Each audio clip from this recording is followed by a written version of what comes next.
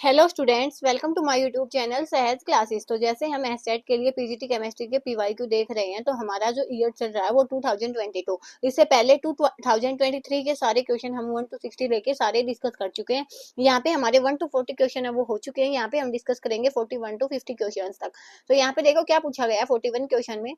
The EMF of this cell cadmium से cadmium chloride है और यहाँ पे सिल्वर क्लोराइड से सिल्वर है। तो यहाँ पे हमें इसकी ईएमएफ गिवन है 0.7 volt. The free energy change for it is, तो यहाँ पे हमें इसके लिए फ्री एनर्जी चेंज बताना है। तो यहाँ पे देखो आपने क्या करना है, आपका पहला काम क्या है कि यहाँ पे हम ढूंढेंगे हमारे पास डेल्टा जी का फॉर्मूला क्या होता है, माइनस में एन एफ इनोड सेल। तो पहले हमें यहाँ पे इलेक्ट्रॉन ढूंढने होते हैं कि इलेक्ट्रॉन कितने हुए होंगे, यूज हुए होंगे। तो यहाँ से हमने देखा कि कैडमियम क्लोराइड और कैडमियम है, तो इसका मतलब क्या है कि इसका हम डिसोसिएशन करेंगे तो ये कैसे हुआ होगा, Cd2+2Cl नेगेटिव। अब Cd2+ है वो कैसे बना होगा, Cd है उसने 2 इलेक्ट्रॉन डोनेट करे होंगे तभी वो Cd+ में गया होगा। तो इसका मतलब हमें पता चला कि यहाँ पे 2 इलेक्ट्रॉन यूज हुए हैं। तो अब यहाँ पे आओ फॉर्मूले पे, यहाँ पे एन क्या होता है, कितने इलेक्ट्रॉन यूज हुए हैं, एफ क्या होता है, कितने कोलाम्ब है। यहाँ पे वैसे तो इसकी वैल्यू 96487 कोलाम्ब होती है, लेकिन यहाँ पे हम लेते हैं 96500 कोलाम्ब ताकि जो कैलकुलेशन है वो आसान हो जाए। इन और शेल की वैल्यू 0.7 वोल्ट है। और यहाँ पे देखो अब इन वैल्यूज को हम इस फॉर्मूले में डालेंगे तो यहाँ पे जो भी हमारा आंसर आएगा वो जूल्स में आएगा, लेकिन हमें आंसर चाहिए किलो जूल में। तो यहाँ पे इसको हम 1000 से डिवाइड करेंगे तो यहाँ पे हमारे पास किलो जूल में हमारा आंसर आएगा। तो जब आप इसको सोल्व करोगे तो यहाँ पे नेगेटिव है तो पहले पॉजिटिव वाली वैल्यूज को काट दो, तो हमारे पास ऑप्शन 2 है वो करेक्ट हो जाएगा जब आप इसको सोल्व करके देखोगे। उसके बाद question 42, for the strong electrolyte NaOH NaCl and BaCl2 the molar conductance at infinite solution are this and this respectively. Then हमें बतानी है जो मोलर कंडक्टेंस होगी किसके लिए, BaOH ट्वाइस के लिए। तो BaOH ट्वाइस के लिए हमें बतानी है ये वाली चीज। और कितने किस किस के पास हमने देखा है, किस किस के लिए हमने देखा है, NaCl की वैल्यू गिवन है, BaCl2 की गिवन है, NaOH की गिवन है और हमें बतानी किसकी है, BaOH ट्वाइस की बतानी है। तो देखो कैसे बताएंगे, आपको एक बार लिख लो नहीं तो पजलिंग होती है रिस्पेक्टिवली में, कहीं हम आगे पीछे ना लिख दें। NaOH की वैल्यू है 248.1, NaCl की वैल्यू है सेकेंड वाली और BaCl2 की वैल्यू है थर्ड वाली। तो एक बार इनको लिखो, लिखी हमने। उसके बाद BaOH ट्वाइस बनाना है, तो BaOH ट्वाइस कैसे बना होगा, Ba2+ और 2OH नेगेटिव। तो एक हमें Ba चाहिए और 2 हमें OH चाहिए। तो यहाँ से देखो Ba कहाँ से आएगा, यहाँ में से Ba हम कहाँ से लेके आ सकते हैं, BaCl2 से। तो हमने लिखा BaCl2+ में। अब OH हमें चाहिए, OH किस में है, NaOH में है, लेकिन हमें 2 चाहिए OH। तो यहाँ पे हमें 2 NaOH लेना पड़ेगा माइनस में। अब यहाँ पे देखो हमें Ba चाहिए है लेकिन Cl2 नहीं चाहिए, और यहाँ पे हमें OH चाहिए लेकिन Na नहीं चाहिए। तो 2 Cl यहाँ पे है, 2 Na है, तो यहाँ से हमें 2 NaCl माइनस कर देंगे तो हमारे पास किसकी आ जाएगी, BaOH ट्वाइस की। अब इनकी वैल्यूज को डाल दो, BaCl2 की होती है 280 मल्टीप्लाई में 10 की पावर -4 प्लस में 2 इंटू में NaOH की डालो, माइनस में 2 इंटू में NaCl की डालो। यहाँ पे जब आप इसको सोल्व करोगे तो आपका जो आंसर आएगा वो आएगा 52.23.2 मल्टीप्लाई में 10 की पावर -4, जो आपका ऑप्शन 2 है वो करेक्ट हो जाएगा। तो ऐसे आपने इसको करना था। उसके बाद question 43, excess of which ion in drinking water cause blue baby syndrome. तो इनमें से कौन सा है वो पानी में क्या होता है, excess water in drinking water, excess of iron, किस आयरन की वजह से जो पीने के पानी में उसकी वजह से क्या हो जाता है, ब्लू बेबी सिंड्रोम डिजीज हो जाता है। तो वो वाला रहेगा हमारा नाइट्रेट आयन। तो ऑप्शन 2 है वो करेक्ट हो जाएगा। उसके बाद question 44, which among the following is aromatic. तो देखो एरोमेटिक से भी एक क्वेश्चन आता ही आता है, एरोमेटिसिटी से, जो हमारा कंपाउंड है वो एरोमेटिक है या नहीं। तो सबसे पहले देखो फुरान दिया गया, तो फुरान होता है ये वाला कंपाउंड। और ये उसके बाद है साइक्लोब्यूटीन, तो हमारे पास साइक्लोब्यूटीन ये होती है। उसके बाद साइक्लोहेप्टा, हेप्टा मीन 7 कार्बन होंगी, साइक्लिक मीन 7। तो यहाँ से 1 2 3 4 5 6 7 और ट्राई इन है, तो यहाँ पे ट्राई इन है। उसके बाद क्या है, ये सेकंड ऑप्शन है, ये थर्ड है। फोर्थ क्या है, साइक्लोपेंटा डाई इन, साइक्लोपेंटा मीन्स 5 कार्बन और डाई इन मीन्स 2 इन होंगे। तो ये वाले हमारे पास यहाँ पे ये गिवन है। तो हमें बताना एरोमेटिक के लिए बस 2 कंडीशन आप देखा करो, एक तो वहां पे क्या होंगी, कार्बन क्या होंगी, sp2 हाइब्रिडाइज होंगी, वहां पे क्या होगा, कंजुगेशन होगा, ये कंपल्सरी है कंजुगेशन। और थर्ड चीज है कि वो हकल रूल को फॉलो करेगा, मीन्स 4n+2 पाई इलेक्ट्रॉन वहां पे होंगे। तो यहाँ पे देखो, यहाँ पे इसके पास है लोन पेयर, तो यहाँ पे कंजुगेशन है।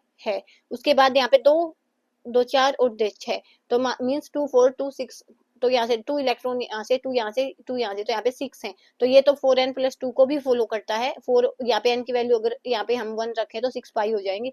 तो हमारा ऑप्शन 1 है वो करेक्ट हो जाएगा। अब देखो साइक्लोब्यूटीन में क्या है, साइक्लोब्यूटीन में कंजुगेशन तो है और कार्बन भी sp2 हाइब्रिडाइज है, लेकिन यहाँ पे देखो इलेक्ट्रॉन कितने हैं, 4n पाई है, 4n+2 नहीं है, क्योंकि 2 और 4 ही इलेक्ट्रॉन है यहाँ पे।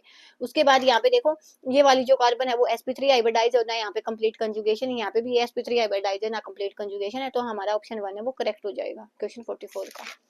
उसके बाद question 45, which of following is an anti depressant drug, तो इनमें से कौन सा हमारा एंटी डिप्रेसेंट ड्रग होता है, तो ये वाला हो जाएगा हमारा आइप्रोनियाजिड। इनका आपको पता है तो आप बता सकते हो, नहीं तो नहीं बता सकते।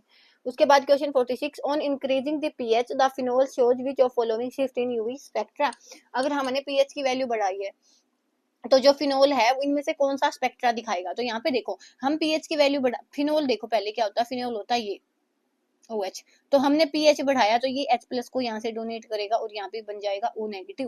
अब जैसे ये हुआ तो यहाँ पे देखो कंजुगेशन में गया, कंजुगेशन से हमारे पास क्या होती है, कंजुगेशन से हमारे पास स्टेबिलिटी बढ़ती है, स्टेबिलिटी बढ़ती है, और स्टेबिलिटी अगर बढ़ेगी तो वहां पे एनर्जी डिक्रीज होगी, स्टेबिलिटी बढ़ेगी एनर्जी कम होगी। और देखो यहाँ पे हमें दी गई है ये वाली होती है वेवलेंथ की शिफ्ट, तो अगर एनर्जी डिक्रीज हुई है तो वहां पे लैम्डा है वो इंक्रीज हुआ होगा। तो ये हमें पता चल गया कि वेवलेंथ है वो यहाँ पे क्या होगी, इंक्रीज होगी।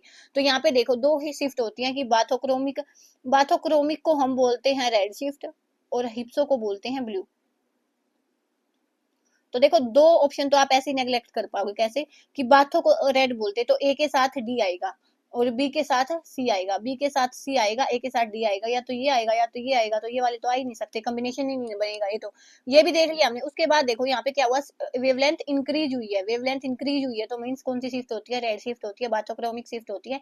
तो ए और डी हमारा ऑप्शन हो जाएगा सही, तो ऑप्शन 3 है वो करेक्ट हो जाएगा। ऐसे आपने बताना था क्या कि यहाँ पे कंजुगेशन हुआ, कंजुगेशन से इसमें स्टेबिलिटी आई, स्टेबिलिटी से एनर्जी डिक्रीज हुई, एनर्जी डिक्रीज हुई तो वेवलेंथ इंक्रीज हुई, और जब वेवलेंथ इंक्रीज होती है तो हम उसको बोलते हैं बाथोक्रोमिक शिफ्ट, और बाथोक्रोमिक शिफ्ट को हम रेड शिफ्ट बोलते हैं और हिप्सोक्रोमिक को बोलते हैं हम ब्लू शिफ्ट। तो ये वाली चीज आपने ध्यान देनी चाहिए।